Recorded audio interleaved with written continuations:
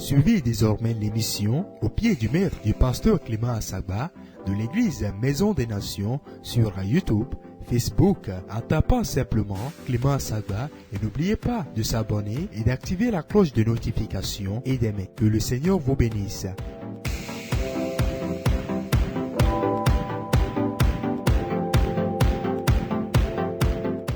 Me yina eji ndesiangde nyima tere megbo mia khlono mia nowo mia son le maoba forte mia ve le Genèse chapitre 26 à partir du verset 3 au verset 5e.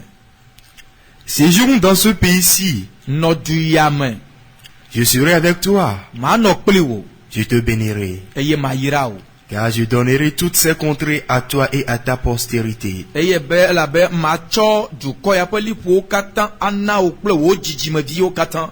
je tiendrai le serment que j'ai fait à Abraham, ton père.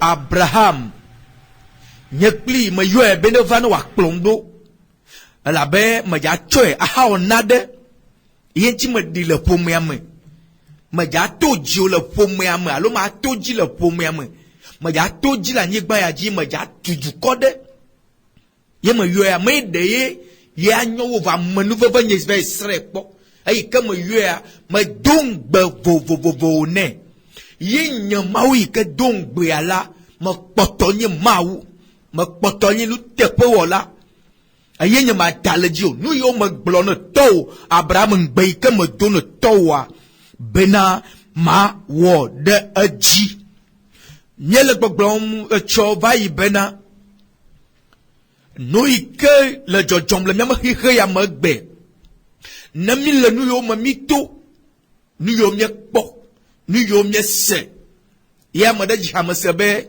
no si o me kpo no si o me se o me su a khom la si wo no si o me kpo ye no si o me se na o me su a khom la si wo amade ji hanana na mi kpo no yo me neto va yo me se na pupu ye ve gbana galik poglido nyama yo cho wachi magbaji ya mi jesinua nyama nyala ko gbele le miagbo wono de gali vo de na nyi kugle yado le miagbo ina be gali ku poglido mi do nkube miama do le judo mea myo ya teke chi makpa teke chi makpa pla ya mi oba ngena zan aso ida sime ya me ko sana dewedia ye ya ben so nawo me be do ya tu fo nawo wo wa ku do edita do nawo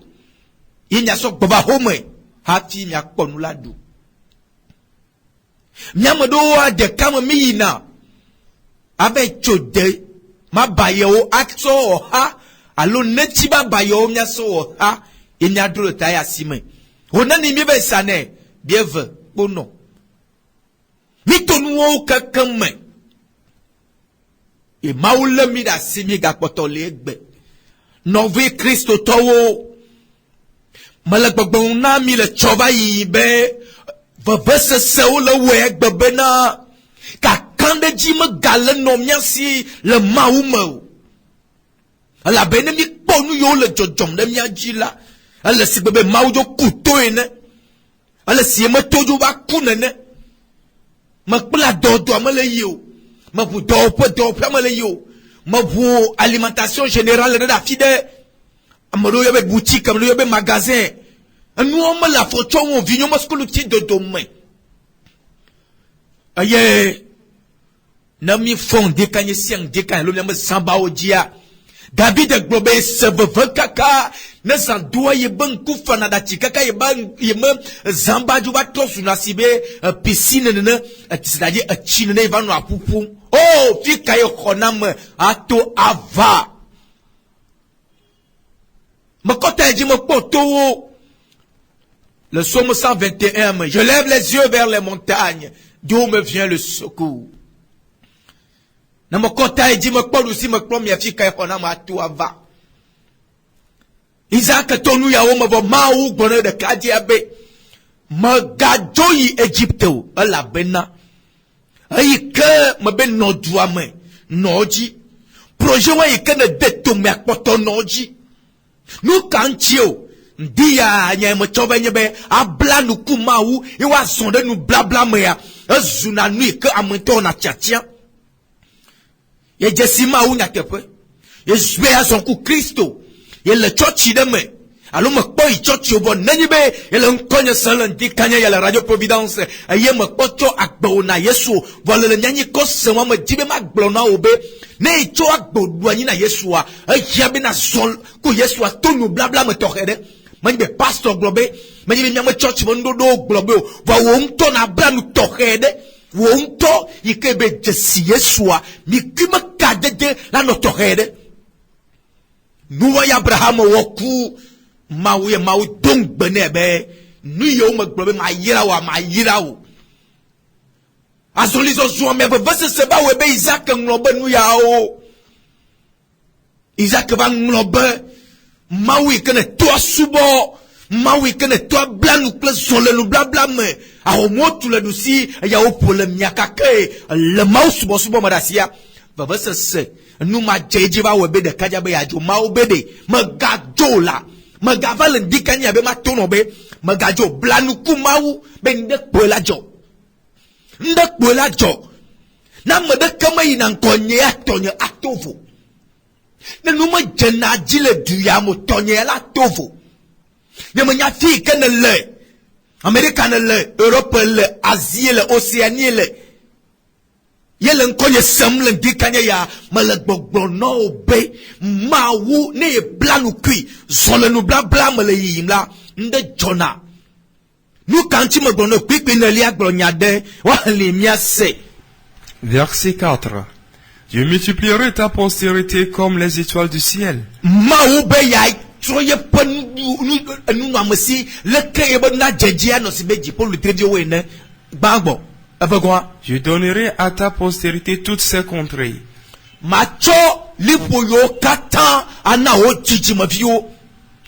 Et toutes les nations de la terre seront bénies en ta postérité.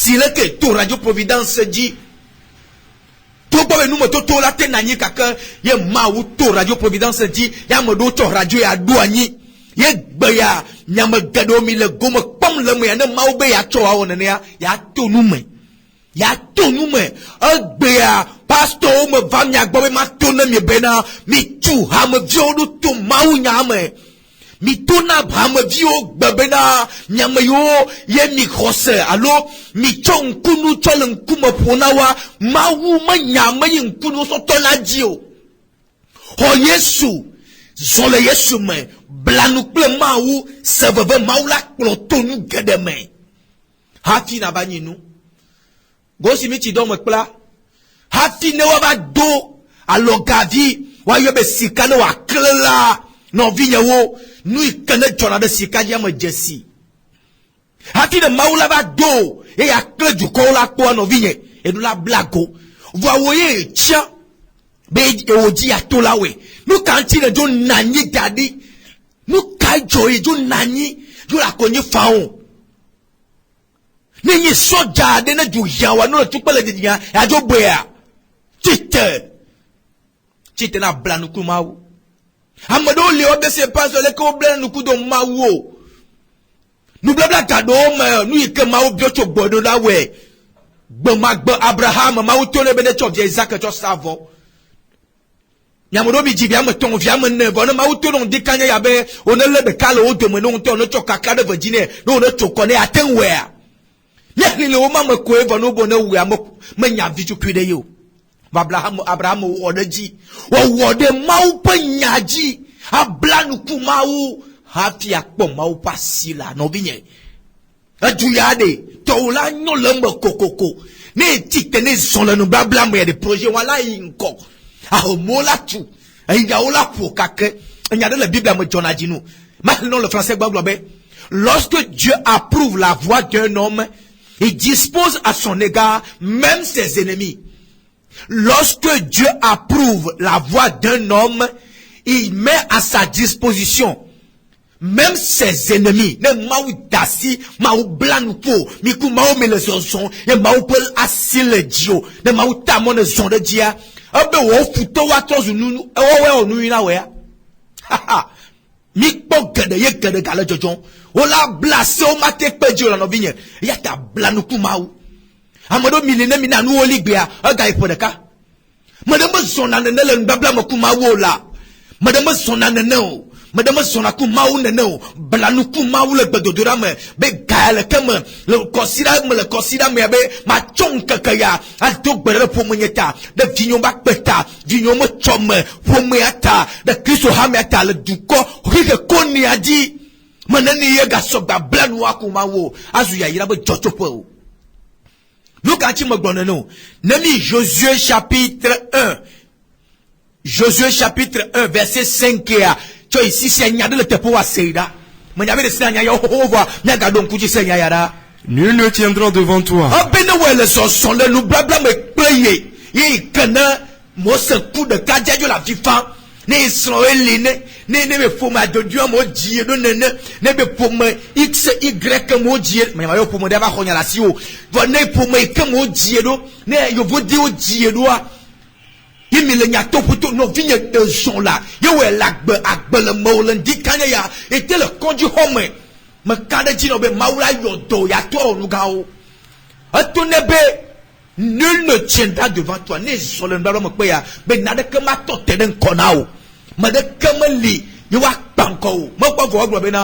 Tant que tu vivras. Et quand le mot dit kanya abe ne we top projet wadi e puto pour moi ne non comme dit le son blabla me wode penya oji me ko mama odo e kukutri le me la était fadiegbe voix bena na de ke maka sintio ne agbegbo poto le mo je serai avec toi comme j'ai été avec Moïse. Si belé me nokle mosenene, le me nokle bema, maou mam subola o vai, le me nokle to Abraham ya, Isaac, magayida Egypto, man nokliwo. Je ne te délaisserai point. Et je ne t'abandonnerai point. Verset 6. Fortifie-toi et prends courage. Donc c'est le cul na dovo venu no vini me vandi kanya radio providence tok benyejile to no bede donc c'est le cul aye na dovo venu na donc c'est le cul be ma chineno e ya ta mo ja be ma chineno ma no chineno la be jipo aponu ya hola lagbe va vasio kata mayo ton malagbe ya la jipo aponu ana woji ajeme modoji la hamsena nene tite na donse dokyo mawo poto lagbe la novinye no poto mi akwara. Car c'est toi qui mettras ce peuple en possession du pays que j'ai juré à leur père de leur donner. Allah be woji me ja to ende la nyole tuyame woji me ja to ende la to lo po me na mawo tasire nya woji le mbaba me pende Jonah.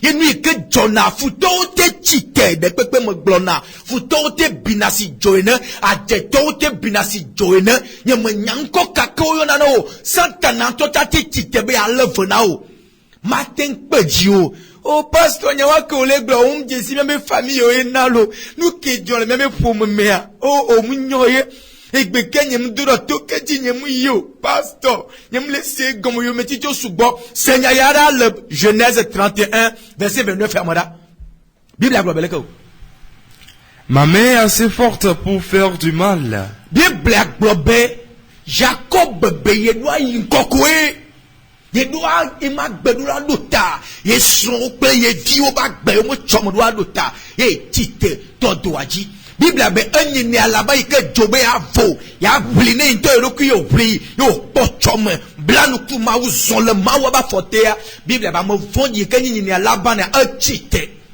Ne bla nous kun maou de nos vignes, me bonu blabla benyano le dekanya, zoncle maou me bien me church mendodo la, on to se maou a gomme, mi kumi a ponu pona se gomme, na nyanu ke maou ni nse ke le si, ne zon le dia, futo la tite ya la. Voyez, ne kajona, wa liase. Mais le Dieu de votre père m'a dit hier. Obede, Jacob, il comme tite bona de me java ngekole nou. Ma globe ne me va ben seul la signale bebe ne me lewa ma ngekole nou ma gbanson de pour moi ma chon viobe chome ma kaka tuya nde ke ma nyon le miabe pour moi nde ke ma tro we a ma ting ponse yo we a yesu va miabe pour moi me kai na ni nse la signe ma ting ngekone voyer ai comme gbonoa choza me va ya tobo maou oh tobo maou gbona le ko. Garde-toi de parler à Jacob ni en bien ni en mal. Me macho ma batale nou voix. To po ma ou gronam de chozam be. So me gablewo. Na glonyade ne Jacob yo badayo so me gablewo. Na kasinchio no vigne. Ne blanu pe Abraham mama ude. Futola tite. Ola son kakawava. Va Yesu Kristo. Yo wa dogo le moadi. Yesu Kristo yo la dogo. Ala tono be soma gablewo. La ba be me gbono be ma wo. Ma tro no kata wo to po ma wa globe. Ma we kana blanu kwa Abraham Yesu bon ele. Me potro, ye me ja tro gbede. Ya ta kudanchi. Tite de wanchi, tite de projet wanchi, futo la tite. E ya to me la va, wo me gayi me gbedomo. Futo la va kake, ma wala tote wo le moadi. Ayi kana de kaji anyiko to sol be maja senu be ya kplo ma opo diodo kwe enyanu eke jole da mase moadie Bible bre Yesu Kristo to dogwele moadie opurpu anyi na na efuto wala dum pe wa ya gbonu be amen me da sire divo so le ma opo ndabla makenbo ala be mi lona amen yo to gbevoa aso de ma opo nyaja zunyabo magadale dusi magadale mion donc c'est le kyo aye na tovo venu ne sokle maule ndabla me ya kpoy basi Radio Providence bug bedona me ye ban sen do mo nyesi na Kristo la jijiga ma hadia trova nye klo mi aga no du e se no bi opre su bolo paso Clément Sagba banko ne ji bia se mi anko alo ya yo mi se na gon le WhatsApp dia 00228 92 57 19 15 96 27 98 86. Bye bye.